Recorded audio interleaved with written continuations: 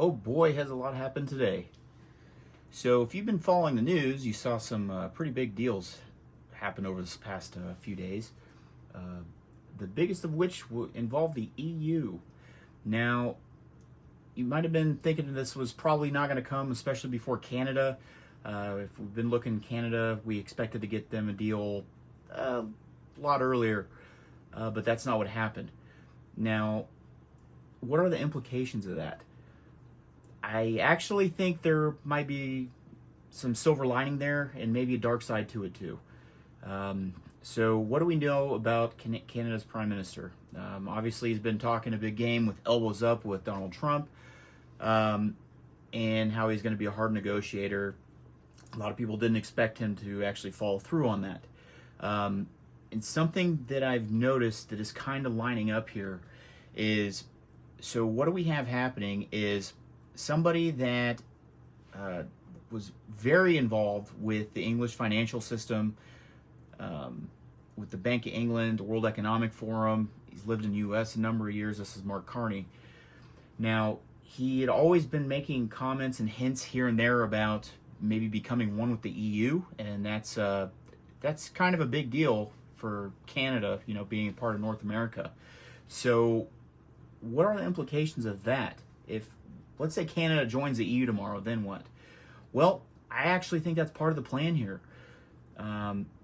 I think Carney isn't going to be able to give up what a lot of Canadians out there call the dairy cartel. They have this very intense supply management issue, and what it's caused is dairy, which makes about 1% of their GDP roughly, is not on the table for trade negotiations. So how do they get around that? If they don't want to open that up on the table, they're going to get stuck with 30, 50+% tariffs. And the August 1st deadline that they self-imposed is right around the corner. So what happens now? Well, what happens now sounds kind of far off. I do want to say this is just a theory of mine, but it's kind of lining up. I really think Mark Carney is going to push Canada to go towards the EU. There's renewed interest in Alberta, Saskatchewan, potentially Manitoba, all either going independent or joining the U.S. I think it'd be more likely they go independent. That's a whole nother subset here. But I do think them at least joining the EU for trade purposes is not that far out. And if you notice, EU basically got a 15% across the board. I feel the U.S. probably got a great deal in that compared to where the EU was at prior to this trade deal. But either way, it's a lot better than what Canada was looking at. So that's where I believe we're at. I would not be surprised if within the next 7 to 10 days, especially right around with this August 1st deadline looming, we're probably going to see Canada try and make a move towards the EU. And what that means, I got some charts. I didn't want to post a video yet. It's kind of premature for some of the content that I have coming up here. I'm going to show some graphs on what these various countries' economies are going to look like without U.S. investment, how much they have invested in with us in the U.S., and just kind of show what the economic outlooks are with those in mind. So, but based on where we're at today, I really think that there's going to have to be a change. The Canadians are already kind of calling for Mark Carney's head.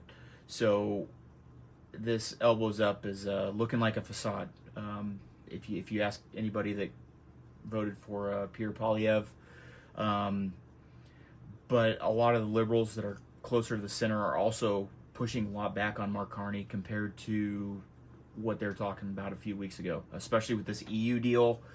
A lot of the loyalists to Mark Carney are also big in favor of the EU, and with a deal like this, it could be monumental changes coming. So what that's going to look like, is just too early to tell. But that's what I predict happening towards the end of this week, early next week, is we're going to start seeing the stars line up a little bit more, and just kind of see what direction Canada is going to go. And I really think that's going to end up with maybe Canada obviously can't pick up and move, but they can still enter some pretty aligning partnerships with the EU. And just because the U.S. is with the EU doesn't mean Canada cannot be. But they will have to get their resources out of the ground, which that's been a whole another issue. You talk to some of the First Nations and follow any Canadian politics, that's going to be a burden. Pretty big task. But anyway, stay tuned. I'm going to get some crunch the numbers as they come in, kind of look at some different scenarios here. I'm also going to post another video just kind of about what I'm about, what I'm trying to accomplish here. But yeah, bash me in the comments if you hated this video at all, or maybe steer me into what you'd be interested in seeing. Anyways, we'll go from there. But yeah, we got some exciting times to come. We'll see what happens.